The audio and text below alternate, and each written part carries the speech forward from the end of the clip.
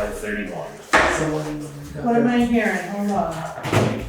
Services on. Oh, you do not.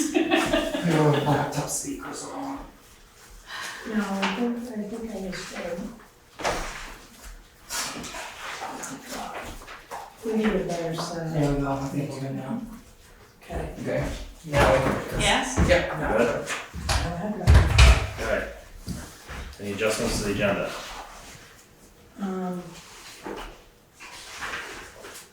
Yeah, I think just number 6, we're gonna table that. Okay. Alright. Select board comments. Vermont Land Trust, any select board comments from Marc? Anybody has? Vermont Land Trust letter? Someone might wanna just read it into records. Somewhere here, I can read it. Okay. This is from the Vermont Land Trust, reacquisition of development rights, Putney. Dear members of the select board, I, along with the board members of Green Commons of Vermont, notified the Putney Select Board in January 2024 that we were applying for a conservation grant from the Vermont Housing and Conservation Board, VHCB, to acquire and conserve 1.03 acres on Alice Hallway Drive, i.e. the Putney Community Garden and Putney Farmers Market parcel, now named Putney Common. VHCB subsequently approved this application on May 14th, 2024. GCBT will be purchasing and conserving the land in May 2025, and the costs will be defrayed with a VHCB grant contribution of $107,000. This letter is to notify you per Title 10 VSA Section 6302D that VHCB will be closing on a grant of development rights, conservation restrictions, and public access easement on 1.03 acres of land located on Alice Hallway Drive in May 2025. A copy of the grant is available upon request and will be sent to the Putney Town Clerk for recording immediately following closing. For more information about this transaction, please contact me at 802-246-1503 or jennifer@vlt.org. Sincerely, Jennifer Garrett, the Project Director for Vermont Land Trust. Okay.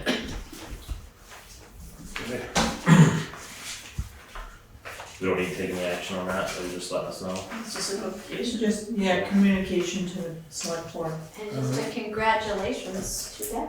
Yeah. Do we know what the public access easement is?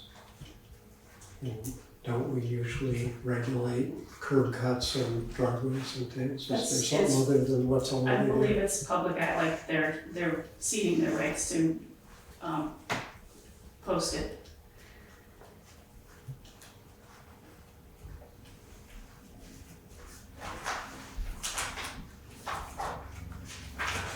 But if you want to look at the easement, I'm sure they would provide you a copy. Ready to go with that? For now? Yeah. Okay. Letter from Doug Grandt, 88 Main Street. So Doug is not here, so to be fair, I think we need to table this. Okay. And, I mean, it's also just, it's public comment. So it's a letter that he sent us, but he didn't ask to be on the agenda necessarily. well, yeah, it was, so what would you like to, what are you proposing?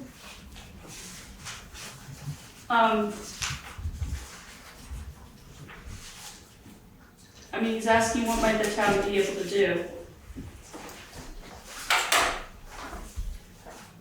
So, I mean, I don't know, but it's, I guess if we want to put it on the agenda, whether there's something that we can do on that Right, intersection, right. then we can do that next time, but it's not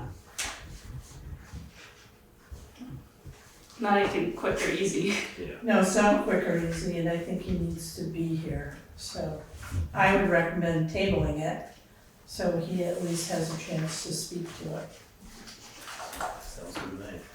He did address the select board on the email, so. Yep.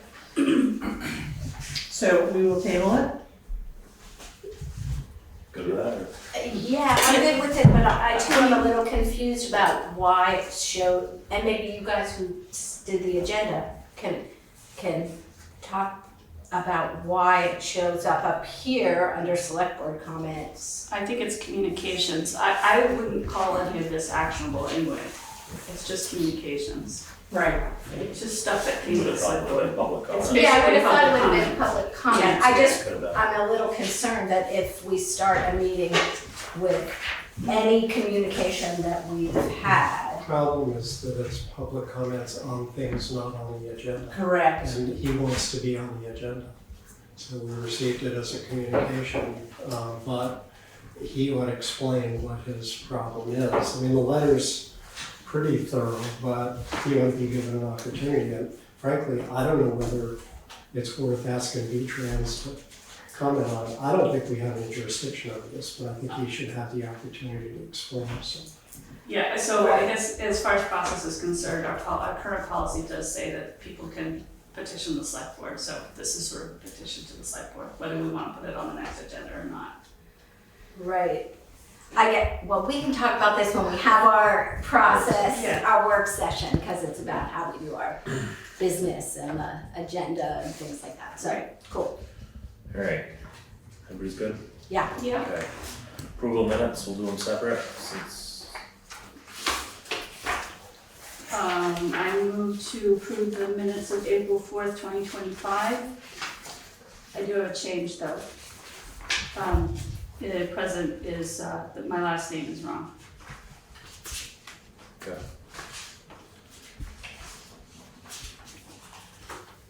Second. Everybody go to those? Yeah.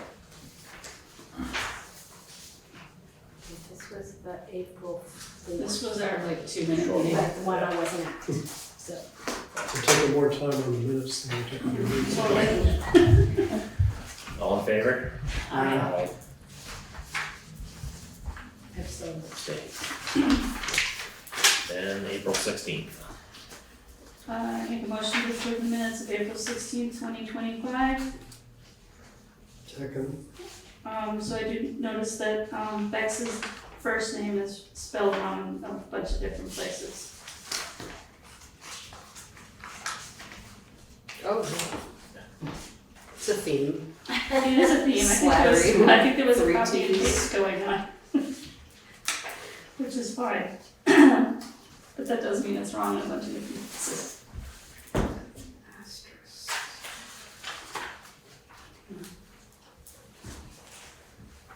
That's all I have. Anybody else have any changes or?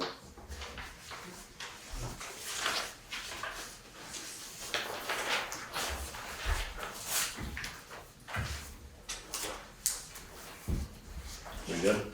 Good. All in favor? Aye. Abstain.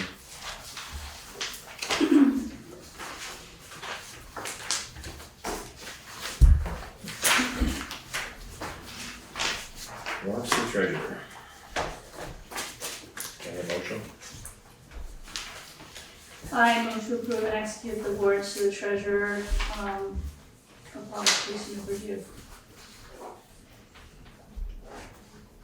Second. There we go. Karen?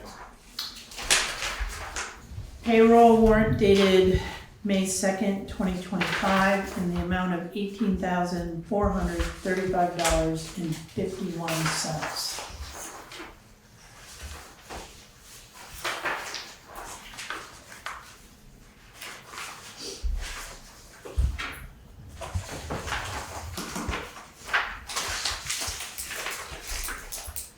Nobody new on the payroll?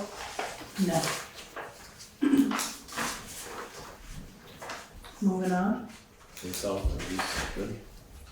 Accounts payable dated April 19th through May 2nd, 2025, in the amount of $62,937.83. CCI Managed Services, which is our IT company, it looks big, but their March check is lost in the mail. So we had to reissue that check.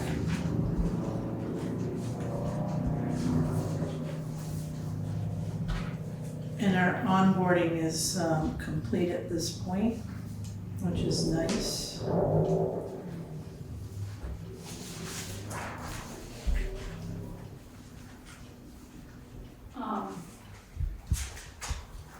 Well, this has January, February, March, and April on it for billing. Those are different, those are small amounts, so Those our are like- contract is $2,040 a month. Oh, so it's like Yeah. 20 hours or something? And these January, February, March, those small amounts, including the April small amount, I needed to verify what those charges were on the invoices. It was not clean, and I'm good now, so we're gonna pay everything. We'll be, caught up and everything will be good, hopefully. Nothing else out of the ordinary, MVP monthly payment. Had some training for emergency services, so Twin State Mutual Aid, it's like 5 or 6 people going to training in New Hampshire.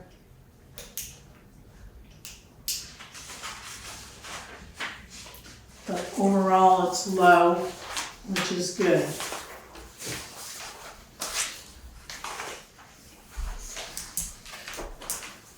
Any other questions from anybody? All in favor? Aye.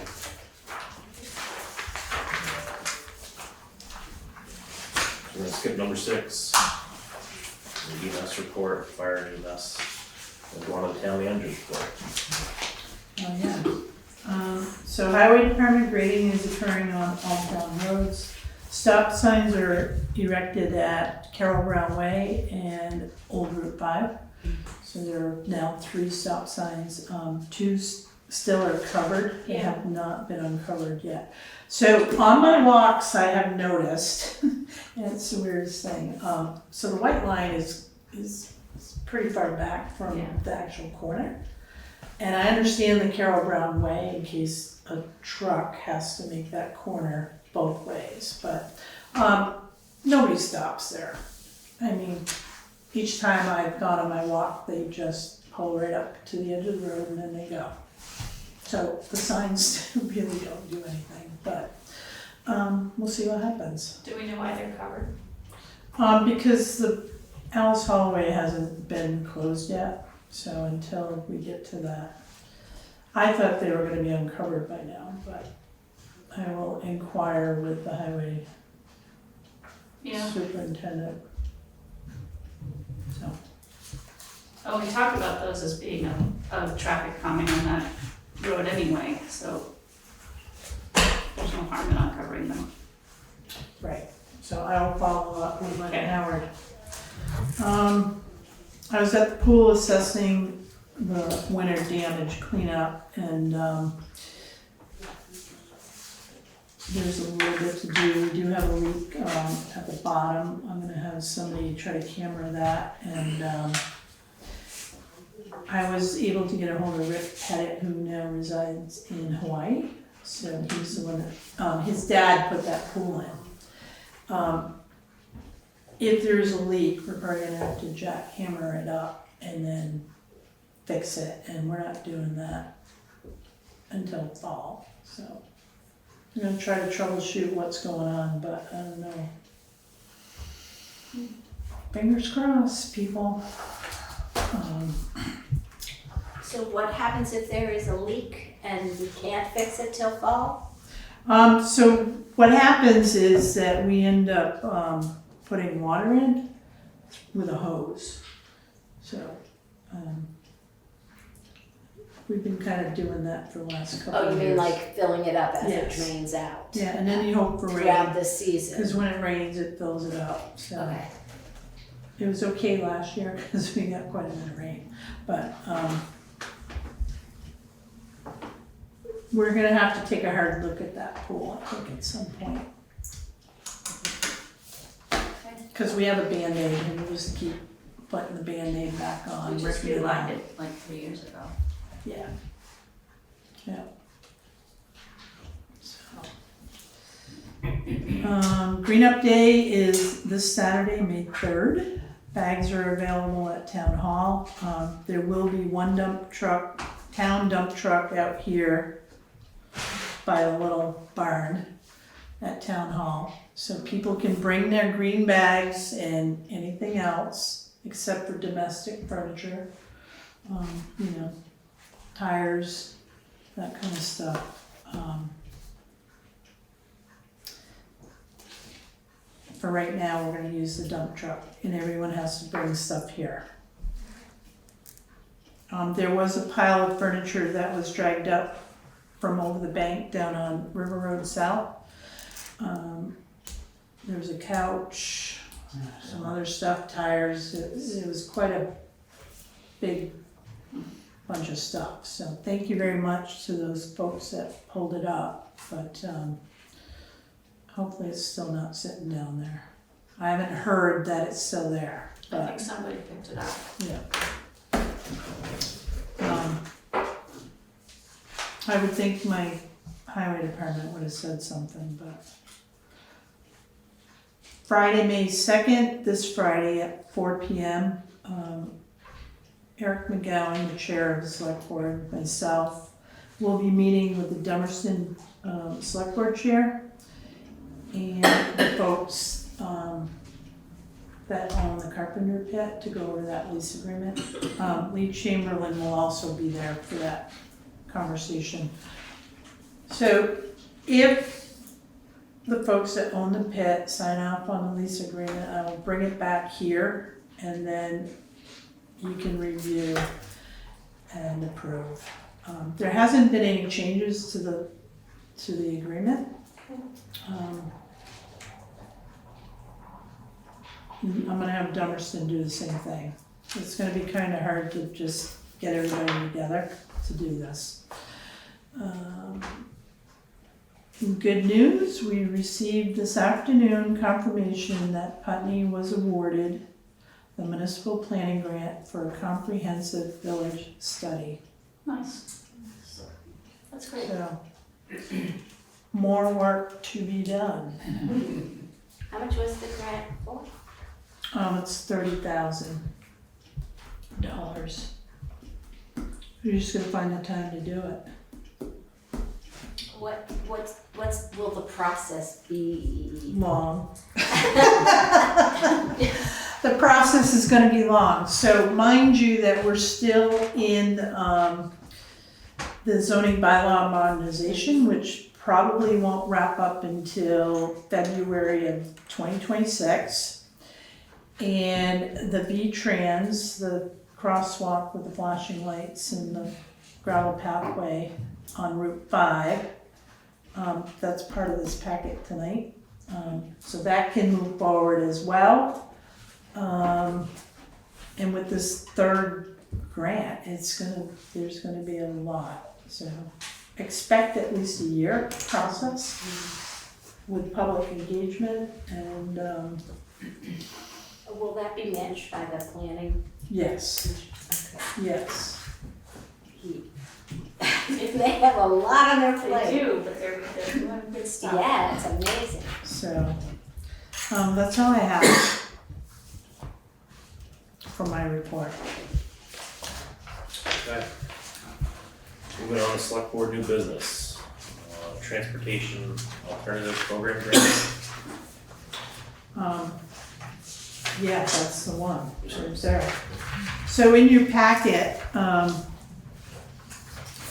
is a Transportation Alternatives Program and Municipal Highway and Stormwater Mitigation Program grant application, big words. So this is the project commitment form that requires approval and execution. And so this is for that project I just spoke of on Route 5, the crosswalk. The grant is for $92,800 and the town match is $23,200 The only way we can move forward is to have that match. And so the board approved this project back on February 21st, 2024, based on the Dufresne Group's engineering design, which was dated September 14th, 2023. The select board also approved to move forward on this project when it was presented by the planning commission on June 12th, 2024. So we put in for the grant, the planning commission, Sue Coakley and I, and now we have confirmation that we have the money. We need to move forward with the project commitment form. And on that form, there's certain criteria that we have to meet. And the $23,200, I suggest it come from the Sidewalk Reserve Fund, which there is $100,000 in that fund for planning, matching grant opportunities, and to repair and maintain town public sidewalks. So I recommend moving forward with this project for the safety of pedestrians on Route 5 and the potential for traffic calming. There is a motion that I typed up, if, unless there's more discussion.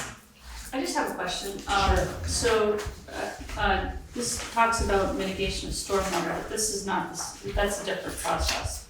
Is it just because it's part of the same grant? It's part, yeah, it's a TAP, so it's Transportation Alternatives Program. Yeah. And this is the same commitment that we first signed to do the study. Okay. I have a question. This is coming from the state.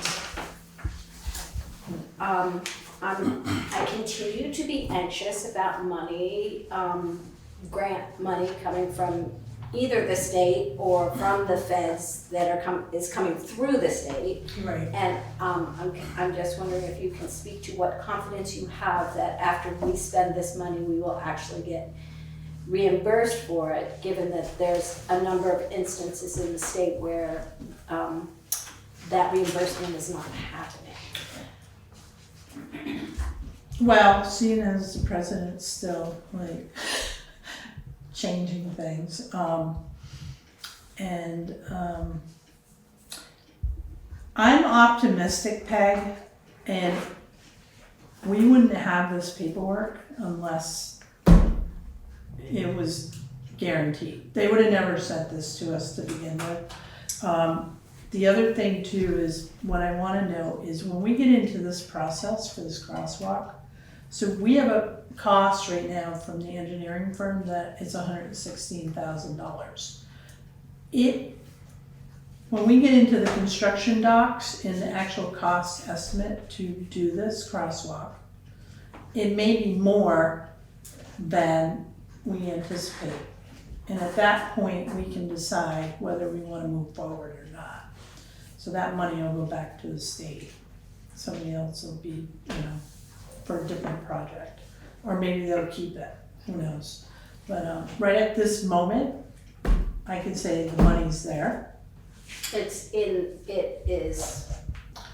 in the state. It's obligated. It's obligated. Yes. Yeah, and I do understand that in other times, obligation of money has been able something. to trust that, but I am wary of trusting that obligation of money. So I just want to make sure, I just want to name that and say that I feel like every time we do that, we will be taking a risk until we get a little more stabilized in terms of what's happening with on a federal level and how it's impacting what's happening on the state level. And I can say that municipalities that had projects moving forward and anticipated money and may have gotten it and it went back, it just puts a freeze on the project. I mean, unfortunately.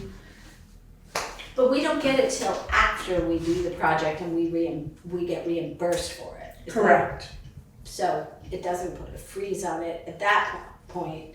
I'm not, you know, I'm not saying that we shouldn't do it, or I'm not questioning your judgment around it at all. Right. Because who can judge, right? Right. What do we know? Not a lot. I just want to say it publicly that we don't know, and that there have been instances at the state level where projects that had been granted money, you know, towns that have been promised money are having that money withdrawn. So I just want to name that it's a risk that we take as a town during these difficult times. I think it would be worth reaffirming to the Vermont Agency of Transportation that this money is Vermont money, and that they're going to honor this grant regardless of whether it gets clawed back by the federal government, because this is essentially a contract that we're signing with the Vermont Agency of Transportation, not the federal Right. agency. So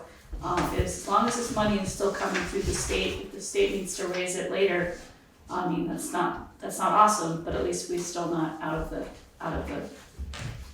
process. Yeah, As opposed to going, say, like from FEMA or one of the other, you know, going directly from bypassing state pass through and going directly to the federal. No, I get it, and like, so if this is approved tonight, I will, with my contact, make sure that the money's there. And I check in with, we have a FEMA project right now. That one makes me more nervous than this right here. But I keep checking in, it's like, and I make sure it's in writing. Great. And Great. Well, you keep checking in, and we'll Yeah. keep checking in, Yeah. and we'll all just But, try to keep our tabs on this. right, as best we and can. honestly too, I think we really need to take a look at all of our projects and what we're looking at and determine, you know, just to make sure that, one, we're able to do them, whether, you know, it's funding or, you know, just doing them, because we have so many right now. But I think that's a work session discussion. So, How's the reimbursement work? Do you invoice them as the project's going along? It or actually do they says wait till that. the end? Right in here, it Yeah. says that you could get reimbursed for eligible expenses at least quarterly, but maybe submitted monthly. yeah. So we don't get too far out on the limb. If they No. suddenly say we got more money, we Right. freeze the project and we're not too Yeah. far out of the limb.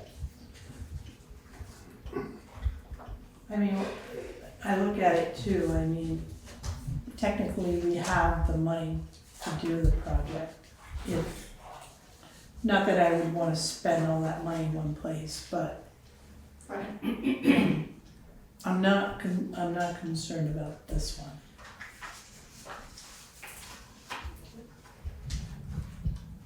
I think we move forward as best we can, but obviously be Yeah, vigilant. Yeah, keep checking in and Yeah. keeping us informed of your checking, so that we have confidence too. You know, and as long as I'm requesting reimbursement, like Becker said, you know, we're not out there, you know, $50,000 or $75,000. So do we have an agenda somewhere for our, whenever this work session is? It's Do we on have the an agenda here. Building, it's, apparently it's May 21st. No jumping ahead. Okay, is the agenda there? We'll figure it out when we get there. We're not at the end of the We're year. not there. Well, I need for You have a my, we motion? just said we You were have I do have a gonna motion. Okay. we just said we were gonna put something on the agenda, so okay. So I have a motion to approve the Vermont Agency of Transportation Project Commitment Form and authorize town manager Karen Ashley to execute the document. So moved. Second. All in favor? Aye. Thank you.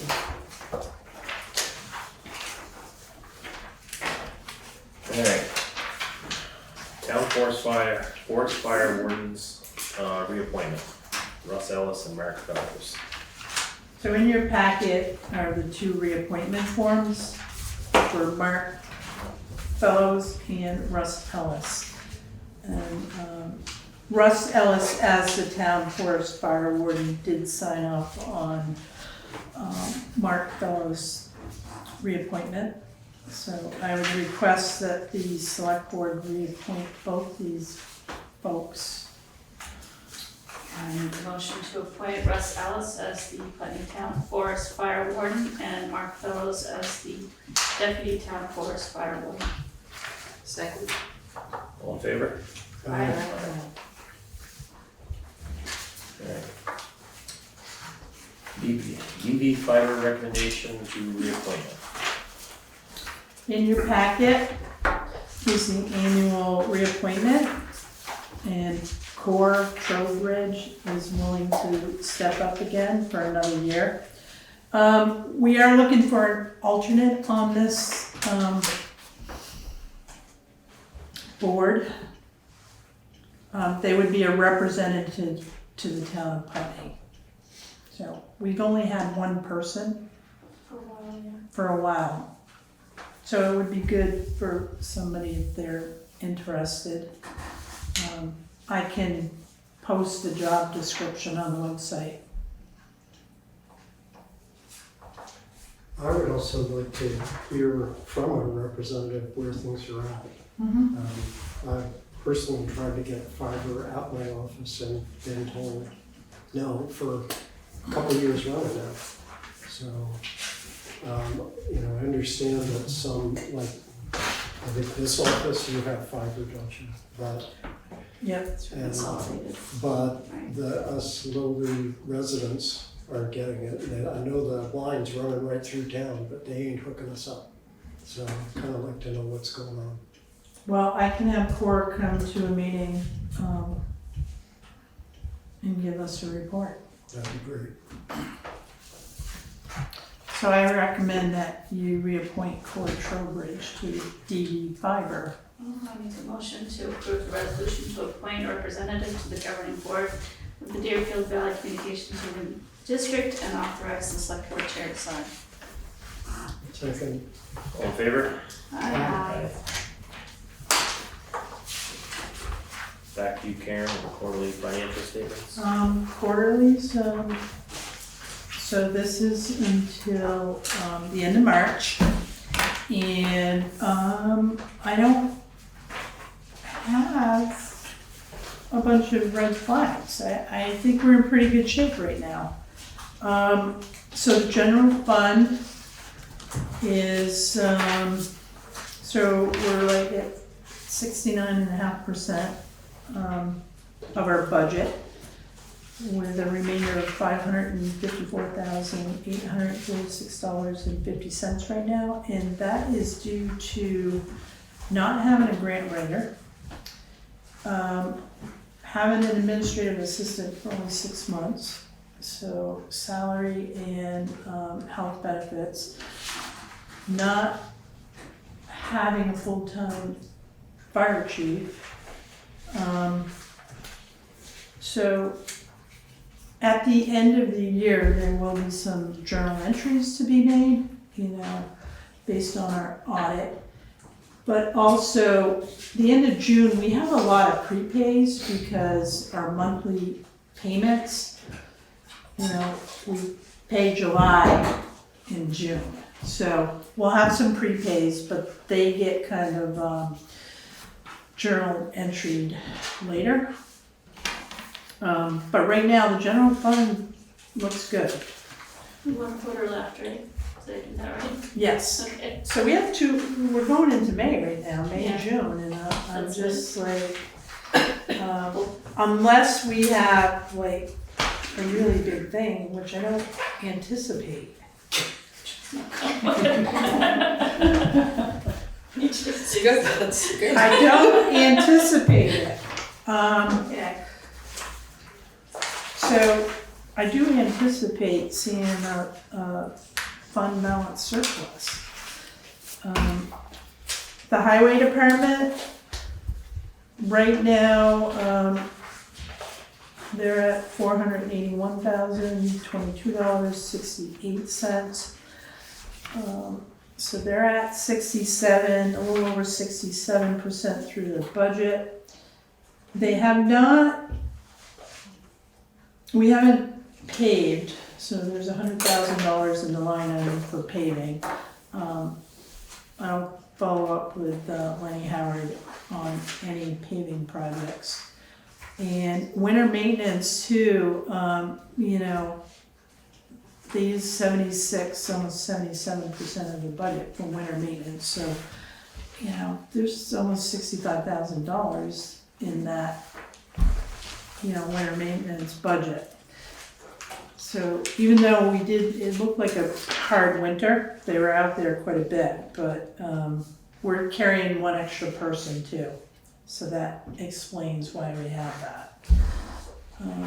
There are a few line items that are over budget, but I'm not concerned about them because of their balance right now in their budget. So, and there is one item on here that I definitely need to look at, the structures grant.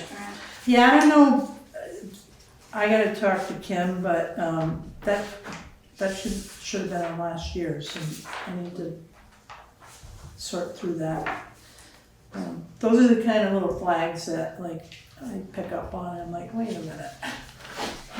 Not terribly concerned about it. Library is the library. They're at 74% of their budget.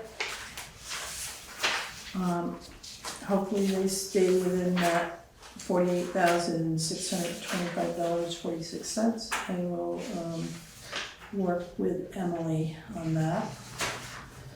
Sewer department.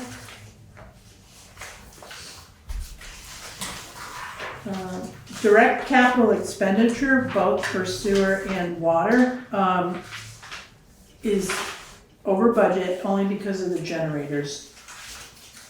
So the purchase of both generators, we have a grant for those. So once we receive the revenue, then it'll be offset. Okay. Not 100%, but sewer I'm okay with. There's no like, oh my God with that. And the other thing too with sewer, there's another billing for both water and sewer. So the end of June, so there'll be at least another quarter of revenue coming in. And then the water department, again, it's a generator. It kind of skews the percentage of budget actually spent. But I'm gonna be taking a hard look at the water because we definitely need to do something with a rate increase.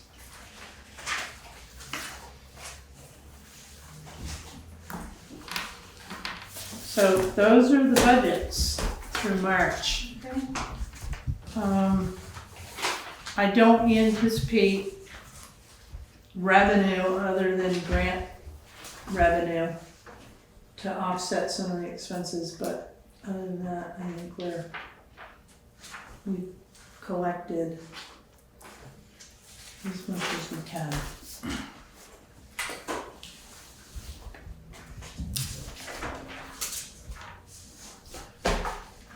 Any other questions on that from the board?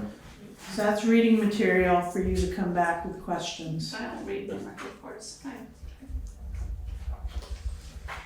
Alright, moving on. We've got memory reports. Selectboard Old Business. Green Mountain Power Company. Yes. So Tim Jones was here 2 weeks ago with Justin Mason. So in your packet is pole and wire locations for Leon Wood and Aiken roads. Lines are gonna be buried. And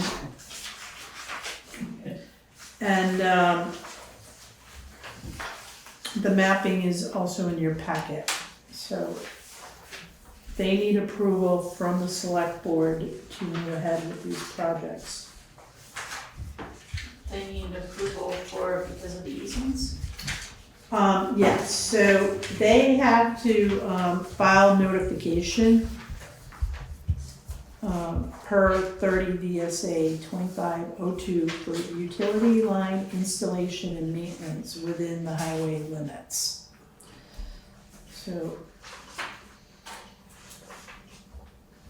they need your blessing and signature to do that.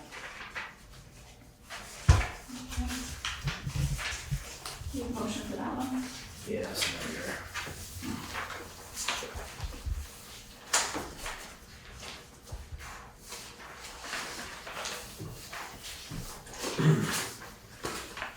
Motion on the table to authorize Green Mountain Power to install and maintain poles and wires to be placed on Leonwood Road and Aiken Road, together with such supporting and strengthening fixtures and wires as the company may see it fit in public ways of the town as designated. So moved. Second. All in favor? Aye. Thank you. Project number 2. Same scenario. This is South Windmill Hill Road. So lines will be buried in the ditch line at the intersection of Tavern Hill and South Windmill Hill. There, however, will be some poles. So some of it's gonna be in the ground and then they gotta raise it. Because of the river, the stream. Yeah, there's some, it can be water related. So the maps and the site locations of this project is in your packet as well. Again, they need it per state statute 30 VSA 2502. And these projects too, as we know, because the Green Mountain Power has been in front of the board several times now, it's part of a bigger plan. So if they can get lines in the ground instead of above, and we need to be ahead of them or with them when we're doing our ditching. And I actually had a phone call from a person from, I think it was Consolidated out of Massachusetts. So they're looking at Easttown Farm Road. And so nothing's been done up there yet, but I had a conversation with this gentleman and said, you need to be working with Green Mountain Power because we're all trying to do the same work and not have to do it twice. Yeah. So, you know, they're a communication, so as we know, they're putting conduit in the ground to Green Mountain Power. So communication providers can lay their wires, take them off and put them in the ground. So I think they all need to start working together a little better because it's like, it just seems like we're duplicating You would efforts, think you they'd know? know that. It just drives me crazy. I'm like, we're not sufficient, you know? We have another motion, to authorize Green Mountain Power to install and maintain poles and wires to be placed on South Windmill Hill Road, together with such supporting and strengthening fixtures and wires as the company may see fit in the public ways of the town, as designated. So moved. Second. All in favor? Aye. Alright. Boards, committees, and commissions. Equity and Inclusion Advisory Committee, I think that's SWIP. It's actually gonna be me. Okay. Flip wasn't able to be here. Okay. I've got a couple of things. I've got the statement for Arab American Heritage Month, first of all. So for over a century, Arab Americans have been making valuable contributions to many aspects of American society in medicine, law, business, education, technology, government, and culture. Families of Arab descent have shared their rich culture and traditions with neighbors and friends, while also setting fine examples as model citizens and public servants. Arab Americans have brought here their resilient family values, strong work ethic, dedication to education, diversity, and faith that have added great strength to our great democracy. Arab Americans have also enriched our society by sharing in the entrepreneurial spirit that makes our nation free and prosperous. They join all Americans in the desire for a peaceful and diverse society where everyone is treated equally and feels safe. Arab Americans in Vermont have strengthened our communities through their commitment to civic engagement, education, entrepreneurship, and cultural enrichment, contributing to the vibrancy and diversity that define the Great Mountain State, which is why April was Arab American Heritage Month. Secondly, the Equity and Inclusion Advisory Committee have come with a list of recommendations in response to recent violations of fair and impartial policing. People are being illegally apprehended and removed from their lives without due process all over the country and here in Vermont daily. This recent cascade of events threatens the fabric of our town, our state, and our country, and moves us to come to the Select Board with these recommendations. Firstly, we recommend that the Select Board request that the Windham County Sheriff's Office release a public statement verifying that the department is in agreement in both spirit and practice with the current model of fair and impartial policing standards as it pertains to immigration status, Immigrant and Customs Enforcement or ICE, and Customs and Border Control or CBP. Secondly, we recommend that the Select Board endorse the following statement. The town of Putney calls on Congress to address our immigration system such that there is clear, fair, legal, and an affordable path to citizenship. Thirdly, we recommend to the Select Board that they make a statement clarifying staff and public legal rights in municipal buildings, and that they establish guidelines for town employees and any town crews should ICE, any police or federal agency appear on a town site or in the field. And with urgency, we request that this happen at the next Select Board meeting. Thank you. Thank you.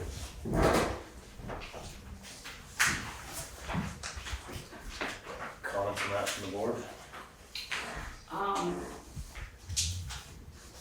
I'm in agreement with all three of these. I assume you mean not this select board meeting, but the next select board meeting, because we wouldn't be able to come up with anything on the fly for number 3. But Yeah. I suggest that we take them one at a time because they're different issues and I have different thoughts about each of them. So, Mr. Chair, is that okay? That sounds good to me. Okay, so I'll just speak to one to start. I'm very much in support of the Select Board requesting that of the Windham County Sheriff's Office. Here are copies. I don't know if everybody got to, look at the latest version of the fair and impartial policing, just because there was a link there, and I just want to make sure people have it in front of them.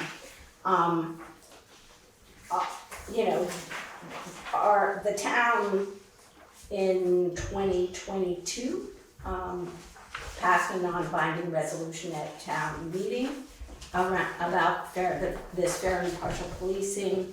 It's since been tweaked a number of times, so there are updates to it. So what we resolved in 2022 was that we wanted the town of Putney to urge the sheriff to adopt the updates as they were at that time.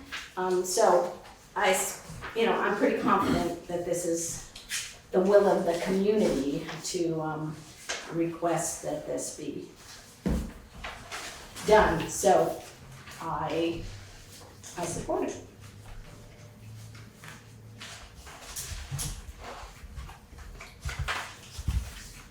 And we put forward a motion if there's no more.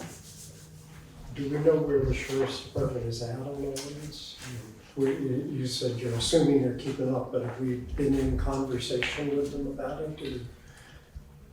So I talked to Marc Anderson, the sheriff, and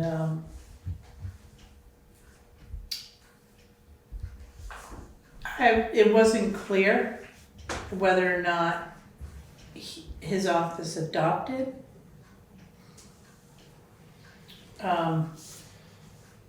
He is aware of the policy, unless we need a written statement from him stating that. Well, it would be nice to know if if they have adopted it. I had a memory that they had, but it might have just been a forum. I know they had a public forum on it, but I don't know if they. Right. I have a memory that they did not. Did not, okay. That's my memory. And regardless of whether they did in the past or didn't in the past, I think it's reasonable under the circumstances right now to ask them to, if they haven't stated it, to state it, and if they did state it, to restate it. So. I mean, if they've got any problem with it, I'd like to hear what it is. Right. Yeah, and if they don't, they can say it again. Right. Yeah, it'd be nice to have it on the record where they stand on all this. Yes, I think that's what we're asking for, isn't it? Well, this is gonna be on the next agenda. We can invite the sheriff here. That'd be a good idea. I think that'd be good.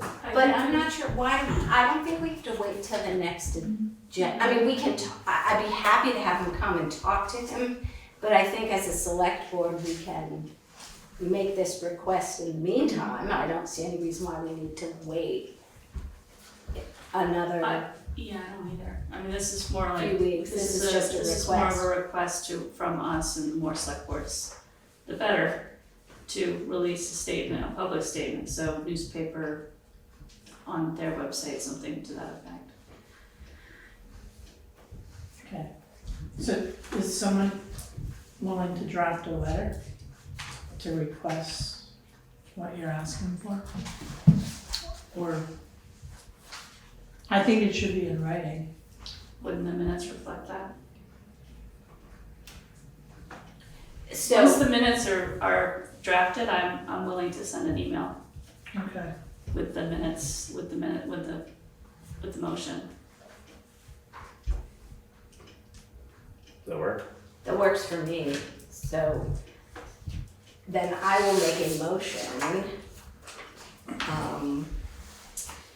that we request the Windham County Sheriff's Office release a public statement verifying that the department is in agreement in both spirit and practice with the current model of fair and impartial policing standards as it pertains to immigrant status. Well, I would like to just say period.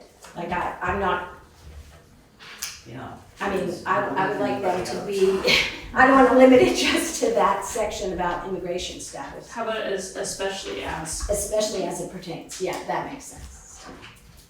Can you put the effective date of the policy, April 23rd, 2024? Because current doesn't really, Oh, sure, the policy we're looking at here is Yes. what? The April 23rd. April 23rd, 2024.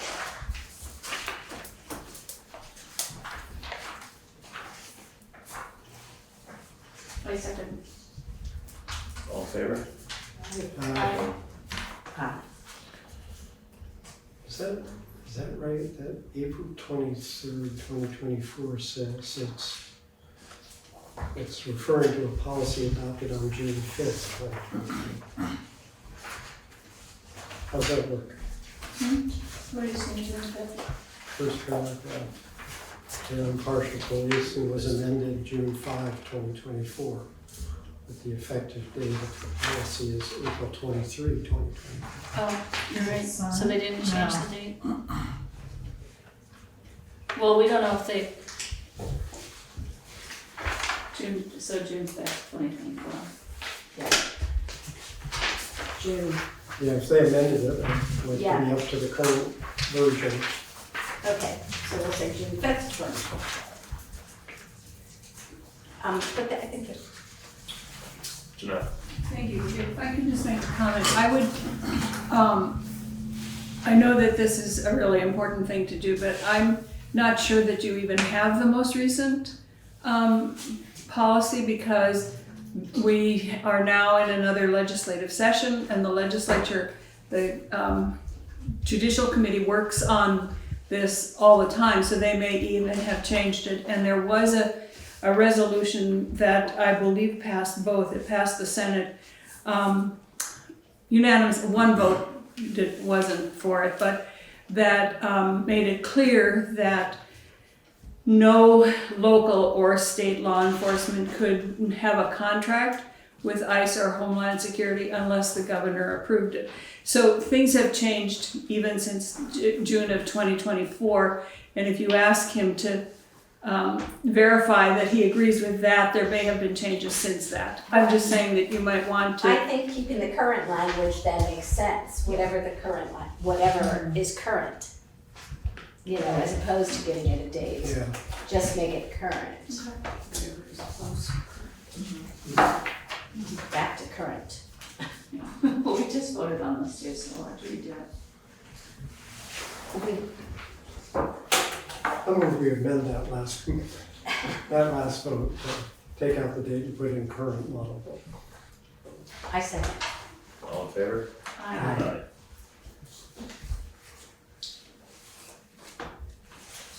Does someone, I think you have a question out here. I was going to expound on Jeanette's comment, but it doesn't feel like it needs to be done at this point, so. Okay, so that's the first request they made, right? Yep, number 2. Okay, I would like to comment on Take it number away. 2. Oh, wait. Yeah, this is just in addition to the 2022 vote that was taken, very specifically related to law enforcement. In 2017 at town meeting, there was a very good, strong motion that we did pass, and the vote was, now therefore be it resolved that Putney joins our congressional delegation, Senator Leahy back then, Senator Sanders and Representative Walsh and Governor Scott, in declaring our intent to welcome and protect the rights of the immigrants and refugees who seek to come to our state and our community. And I just think that this follows in a long line of the town meetings supporting this kind of action. So I'm grateful that you just took that vote.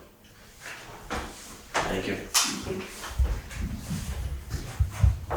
So number 2, it sounds like you're asking us to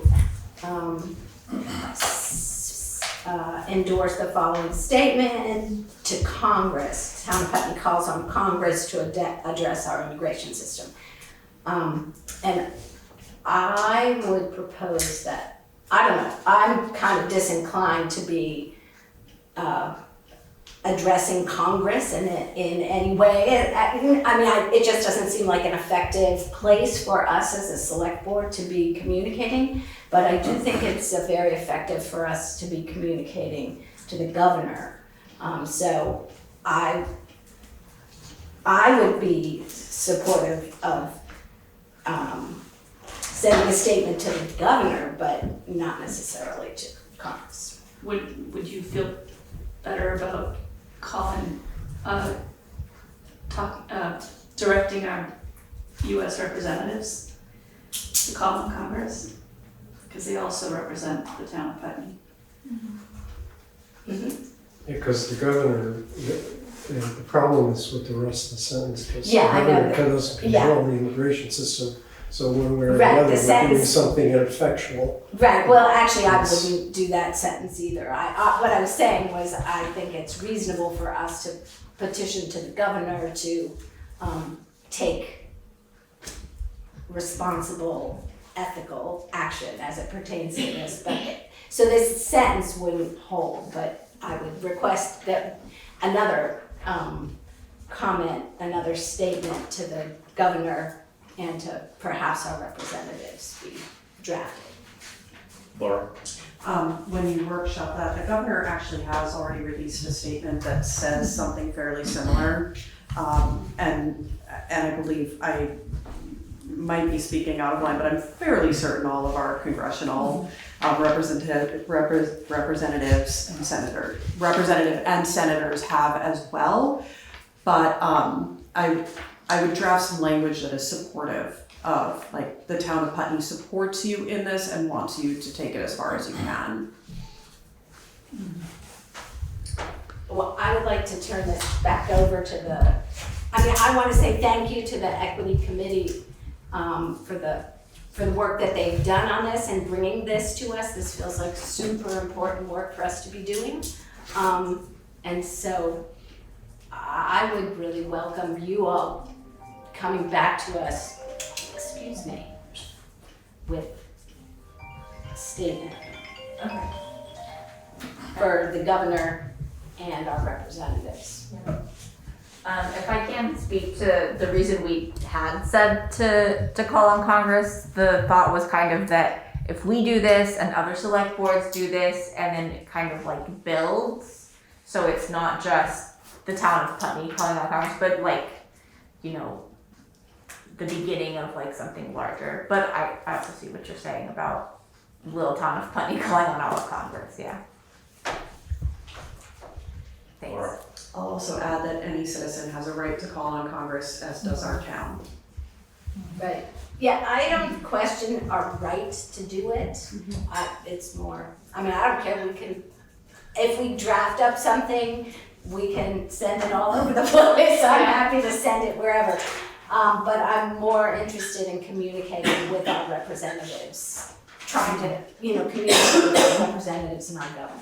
Yeah, I think I agree. I think that if we're looking to make a statement and shout in the wind, then we could call on Congress. But if we're trying to do something effectual, then we would want to talk to our representatives and the governor, just to give them, our feedback as to where we stand on those issues. That seems to be a lot more effective than just calling out Congress, in my opinion.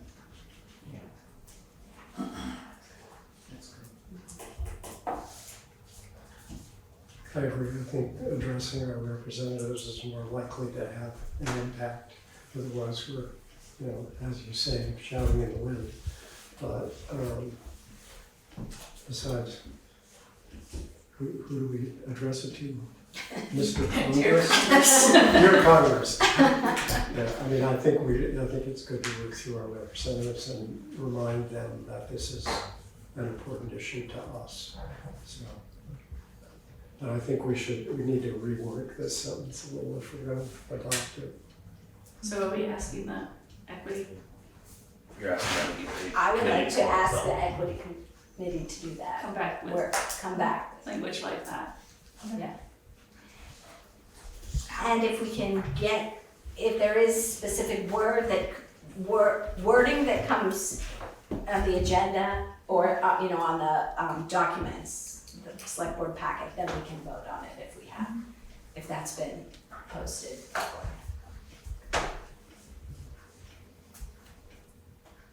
Number three? Number three had to do with clarifying,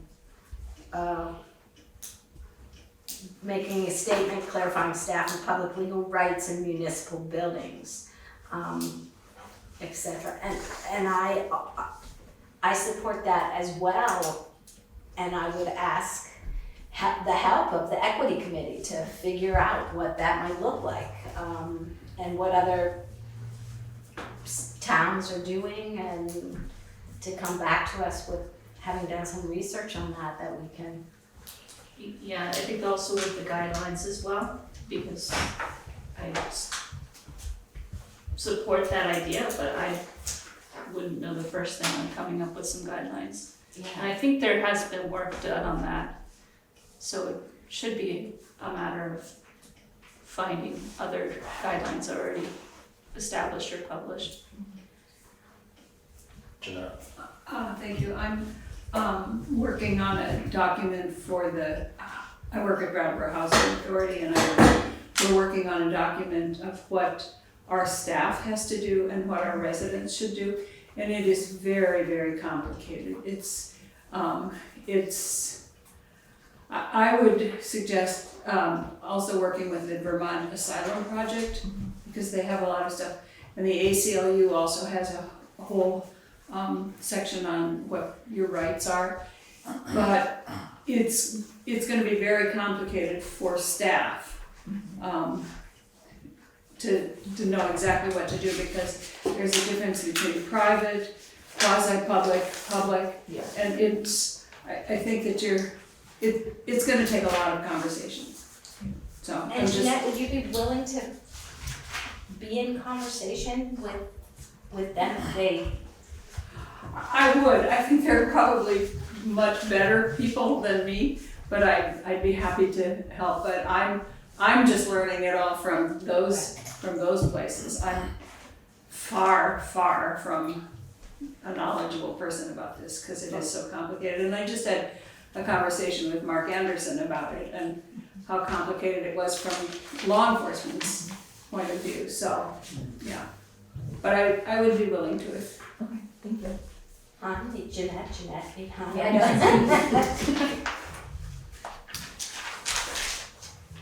Anything else in those? No, but thanks for bringing it to our attention. I think we're all probably, maybe not all of us, but a lot of us are individually feeling these pressures, and I think it's good to come together as a town.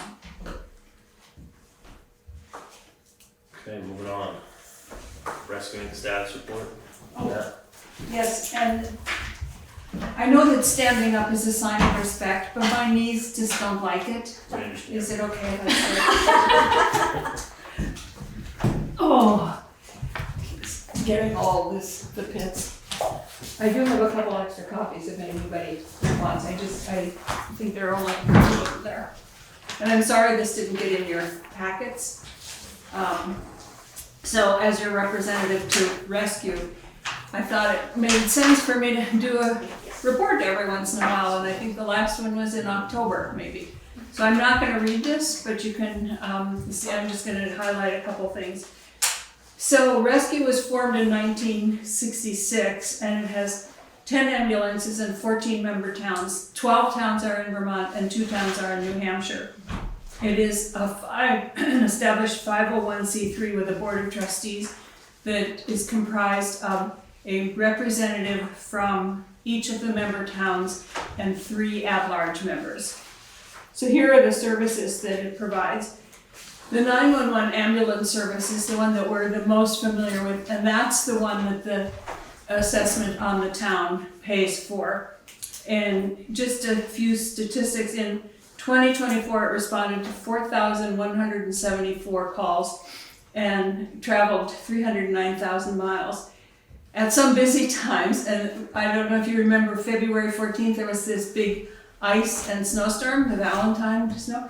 It responded to 52 transports that day in that. I just said too much shoveling. Too much shoveling, too much ice. So all of this work is done in cooperation with local fire departments. It isn't just rescue, it's rescue and the first responders from fire departments. And this is what the town assessment pays for. It also does inter-hospital transfers.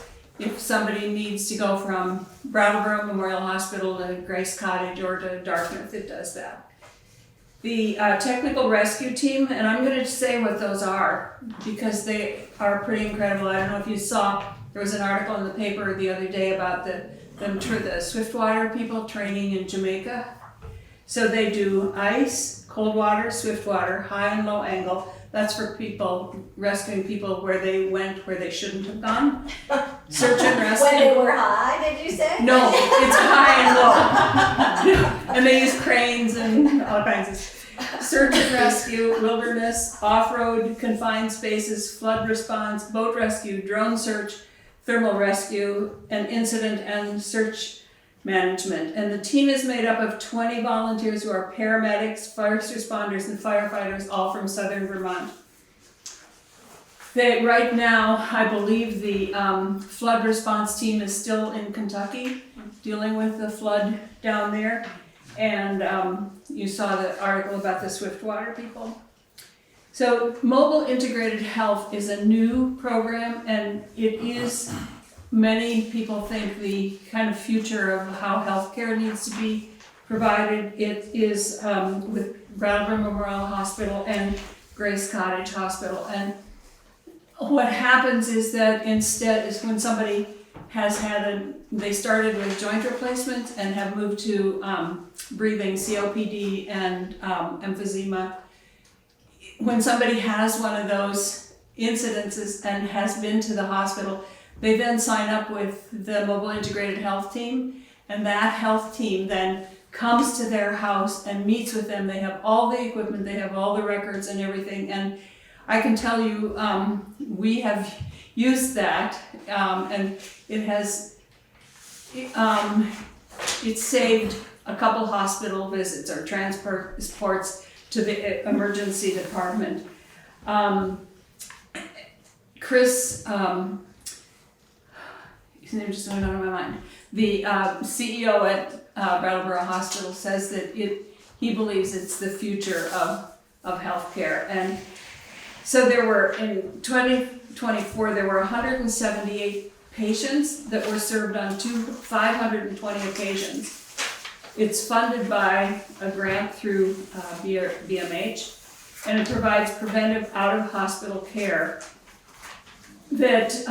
And he says that if they just save one trip to the emergency room and rehospitalization, it pays for the whole program for a month. So if you can imagine, of these 520 calls, if even one or two of them didn't go to the hospital when they might have. The retreat transport, they have contracts with all the emergency rooms in Vermont and some in New Hampshire. And when a patient needs to be transported for mental health issues from that emergency room to the retreat, there's dedicated ambulances that do that. And it saves people languishing in the emergency rooms, not getting service, and taking bed space for other people. And of course, standby services, everybody wants those when they have a big party or an event. They last did it at the Harris Hill ski jump. They were the emergency standby service. Child Safety Center, the mobile training and incident simulation trailer. I'm not gonna, I think I gave you more detail on that in my last report, but it is a state-of-the-art trailer that's designed for training and incident management, and it does it in a trailer instead of, if it goes to a fire and it's the middle of the winter, it can have a place to work with the firemen who are needing emergency care or breathing apparatuses instead of doing it outside. So it was privately funded by somebody here in Vermont. And then it does miscellaneous services like COVID and vaccine clinics all over the state. I'm not sure what's going to happen with that now, but it does a lot of those. So the bottom line is their finances. And so they get money from the towns, and we know that. We pay, and I believe over the last 3 or 4 years, the assessment has only gone up 1% a year. Is that right, Karen? Yes. Yeah. So they try really hard to keep it affordable for towns. Insurance companies pay some. Grants fund specific programs. There's a subscription service for residents of those towns, and if you have a subscription and you need to use the ambulance, you can't be billed for any whatever your insurance doesn't pay. But none of this covers all the services because they try to keep it reasonable for towns to pay. So there's raffles and golf tournaments and grants writing and all kinds of things that happen to keep it afloat. And even though the town is paying for primarily the 911 ambulance service, the town benefits from the other services by having it available. And the tech team services are provided to towns at no cost, to member towns. So they're not provided to the state at no cost. FEMA often pays for them, or Vermont Emergency Management pay for the tech team responses. So if anybody, it's an exciting organization to be part of, and I'm happy that I'm able to represent Putney on their board. And if you have any questions, holler. Thank you. Alright, Housing Advisory Committee recommendation, the recommended appointment. That's me. Okay, that's you, go ahead.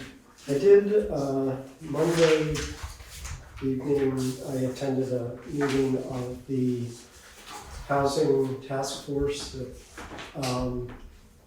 our future Putney has going. And, you know, to sort of feel out how they felt about a little more collaboration between us and them, since we've been basically AWOL for a while. Our Housing Advisory Committee has been really moribund. So my goal in asking to be appointed to the committee was to try to resuscitate it.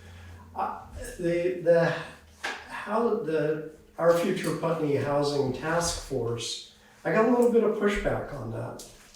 People felt like we were sort of Johnny-come-lately here, and they've been doing a bunch of work and had a number of initiatives going, and they really didn't see why us suddenly getting involved was going to add anything to it. And other than really saying, well, maybe the town should be, if you want to go for grants like CDBG grants or things like that, you got to have the town involved.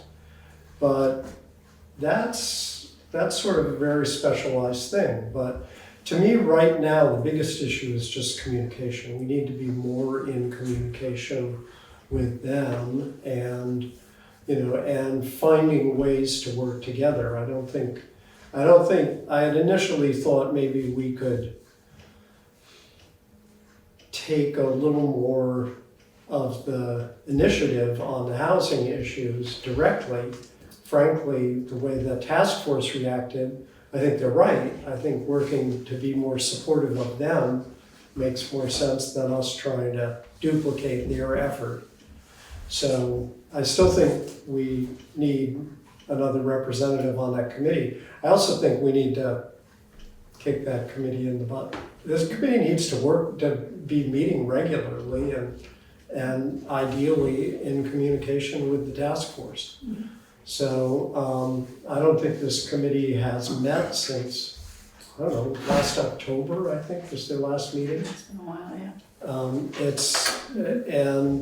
If you go through what's posted on the town website for agendas and minutes, I mean, you could maybe come up with a dozen pages of material for what really is like theoretically 2.5, 3 years worth of work.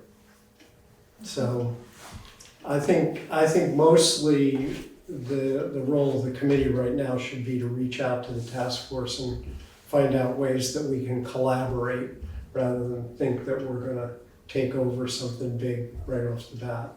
But I also think we need another member on that committee, and since they haven't met since town meeting, they haven't even had a reorganizational meeting. So at this point, I'd say it's up for grabs who would be the chair, and maybe we need a chair who can be a little more actively involved. Did we reappoint anybody on that committee in the slate? Yes, We did. Yeah, I think Lisa's on it. Lauren Chapman too, I right? am not supposed to be on it. I asked not to be reappointed. If I was, that was a mistake. Please take me I don't off. have the list in Nothing against the committee. I'm really, but I am far too stretched. No. So, I'm not supposed to be the. Right, sorry. Can I make a comment? I would suggest that the select board revisit the resolution that was written for the Housing Advisory Committee and maybe change it, amend it, come up with some different charges. But that could be a work session. I also think it item. would be good to, if we can get that committee even mildly resuscitated, I'd like to have the committee's input on what they see as their role. Rather than us, because us just issuing the edict hasn't accomplished much so far. But I agree, I think whatever, it doesn't matter what the charge says, nothing's happening. But we ought to make it into a charge that's actually meaningful. Well, it So I doesn't think- matter because it's on paper and I think annually, any resolution, policy, ordinance should be at least, reviewed and potentially updated as things change and shift. I was just responding to, we have a resolution, but it doesn't mean anything because nobody's following it. If you're not doing anything, you're not doing anything on the resolution. So I do think it needs to be revisited. Sorry. That's okay. So we did attempt to revamp that committee and recharge it. And I know that one of the things that we put in there specifically was energy related stuff, because we didn't have the energy committee is also moribund. So we stripped out the parts that were related to housing from the energy committee and gave it specifically to the housing committee. I feel like that's something that the housing committee could concentrate on, specifically like weatherization programs, and I know other energy committees have done storm window programs and things like that. And I feel like that's a good role for the town to take on, especially since we could probably get grant money for that kind of thing. I feel like there was some attempt that might not have come through in the charge to collaborate specifically with citizens groups. So it may just really be more that the committee needs to meet and reread their charge and do those things, as opposed to reinventing the wheel and revisiting the charge. The charge does say to meet with citizen groups, do that, but it's kind of non-specific. The other thing that I would like to see is to authorize that committee to reach out to surrounding communities, because some of these solutions would be better done regionally than simply in Putney. I'd like to see that made clear in the charge. Laura? I haven't. So I had actually asked to be taken off of the committee, not this year, but the year before, and stayed on to help fill membership and attended as much as I could. But will say that I have not been very involved, so I may be speaking out of line. But I do feel like part of the reason that meetings were slim was because there was this back and forth of trying to figure out what the charge was. And until the charge was in place, it was really hard to do anything. And then I think the reason that there may not have been reorganization is because the current chair is actually serving in legislature. And so the timing of it is a little bit difficult for him, I'm fairly certain. I would encourage that that there's a conversation that includes current members of the committee, rather than not including them right now. And I would also say that I believe that charge actually included having people from any other advisory and any other committee or group that was housing oriented. I don't know if that's changed since, because the charge has changed a couple of times. And I believe that there was a real strong attempt at that at pulling people in. I think that may have even happened. I could, again, be speaking out of line, but if memory serves me correctly, there is a member that serves on both.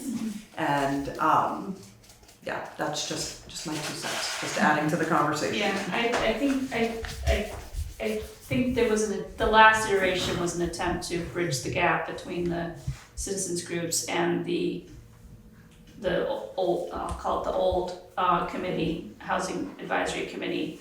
And then there was also this attempt to put in an active participation in weatherization and other things.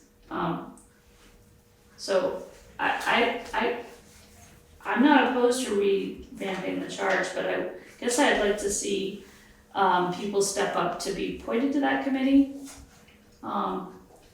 who have the time to, to actively work on it. I'm a little confused. Were you saying you wanted to be on that committee? Is that what you were saying? Many times, I've said that many times. Okay, I have asked to be appointed. That's okay. why it's my name on So the that could be agenda. one, Pardon? that could be one. Yeah. Who else is on that committee? Yeah. Lisa I don't is. have a list. Lisa? Who's on the housing committee? I don't even know, I'm sorry. Okay. Well, But that's- I can hear so little that it's no point in talking to me right now. I know Mike Morwicki. Mike Morwicki, Yes. Is it on the website? I wonder. And Hang on. he's a local realtor, owns, I can't think of his name right now, it's escaping me, Roots Property. Oh, Ari. sorry. I believe he's, I could be mistaken, but I believe he's no, I on thought it. it was, Do you know what? I'm spacing names, the son of Don't quote me. Hayden. Aiden. Oh, Yes, maybe I'm Aiden's confusing on it. A's. Yeah, that's possible. Yeah. Aiden, Well, okay, maybe Lisa's we should, saying yes. maybe we should Aiden. appoint Fletcher to it and basically direct the housing committee to meet. Yeah, I mean, Yeah, why I not? think we, I Right. mean, as I say, you can't say who's the chair, because there hasn't There's been an nobody there yet. organizational meeting. Right. And it's kind of hard to have a conversation with the other members of the committee when you have it at a meeting. So I really think the first thing is to get a meeting. Get the committee together and see who's there, who shows up, and You got the time for it. Okay, I make a motion that we appoint Fletcher to the, whatever it's called, committee. The housing That has the word and give house the in it. authority to call a meeting. And to direct the housing advisory committee to reconvene and reorganize Yeah. at their earliest convenience. I just want to say that my memory is that part of it, they were very intentionally waiting for the housing study to be finished. And that they That's laid right. themselves down, temporarily until that housing study was done. So now that's done. We have So. That sounds right to me. Yeah, Is that Rachel? Hi. Just an update because I've been in communication with the Housing Advisory Committee via Mike Morwicki. They are working on scheduling 3 meetings. The next one was intended for May, but we're still, they're working on picking a specific date. So just wanted to provide that update. Thank you. thank you. Okay. So the members on the Housing Advisory Committee are Pip Bannister, He stepped off, I think. Doesn't have any time. so Lisa, Aiden, Michael, and there's 1 vacant seat. That's what's on the website currently. Okay. I'm wondering what we actually did as a slate. Whatever, March, It would have been, yeah. you think? All right. How many people do we know how many members? Probably 5 to 7, I have no idea. Probably, well, it's probably in the binder, but. Did you make an actual motion? Yeah, I make a motion that we, What happened? Oh, not again. Zoom just cut out. Whoops, here we go. recording in progress. Are We are back, it seems. I don't know why. Let me see if I can record. I'm recording, I think. It says Yeah, it is. yeah, okay, we're good. Okay, so you made a motion, That we appoint Fletcher to the Housing advisory. Advisory Committee. Wait a second. Second. All in favor? Aye. Aye. Congratulations. Here you go, Fletcher. Alright, select board status report update. Is that you, Karen? Yeah, so your goal setting session is scheduled for May 21st, so on a Wednesday night at 5:30. I would like to have it at the fire station. More room, brighter. They have a whiteboard. So, Sounds good. I can work with Fletcher and maybe Peg on the agenda Sure. for that session.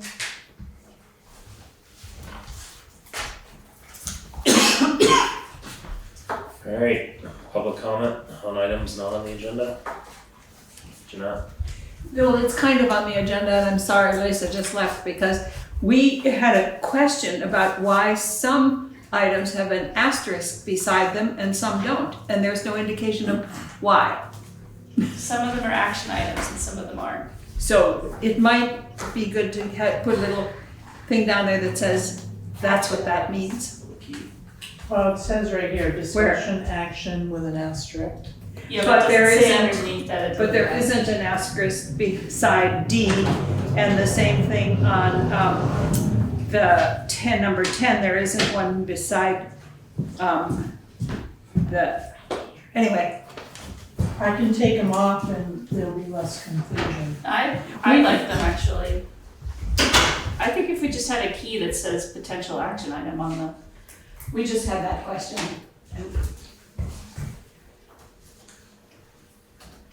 I'm still working on them.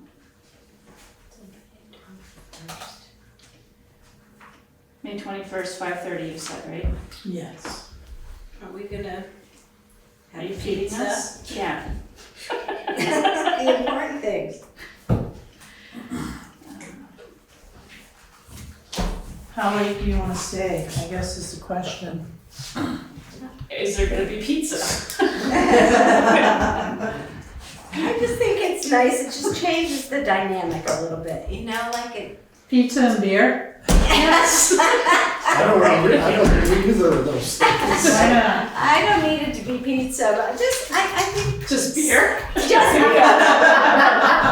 No, but I think supping together, you know, like breaking bread together, so to speak, is a nice thing to do. And I don't care what kind of bread it is, whether it's pizza or, we could do that. How about sushi? Oh, right. No, Eric didn't like that.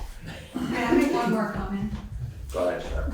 Speaking of breaking bread together, the fire department, the fire association meets the first Monday of every month, and they try to have a meal together first. And it would be really nice for if a community person wanted to treat them, cook them dinner, whatever other, they often end up grabbing pizza because it's quick and fast and they are all very busy. But it would be a very nice thank you for the fire department. Thank you. Thank you for your donation that night at dinner, that was great.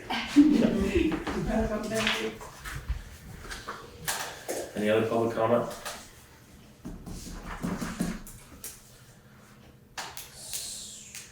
So we're gonna go in, or I'm gonna recuse myself and exclude myself from executive session for the mowing bids under VSA 313A 1A. Make the decision of finding that premature general public knowledge would clearly place the public body or a person involved at a substantial disadvantage. Contracts. Contracts. Invite Karen in, Everybody Karen. and we're making a decision. Yes, we You guys are. are. So moved. Seconded. All in favor? Aye. Aye.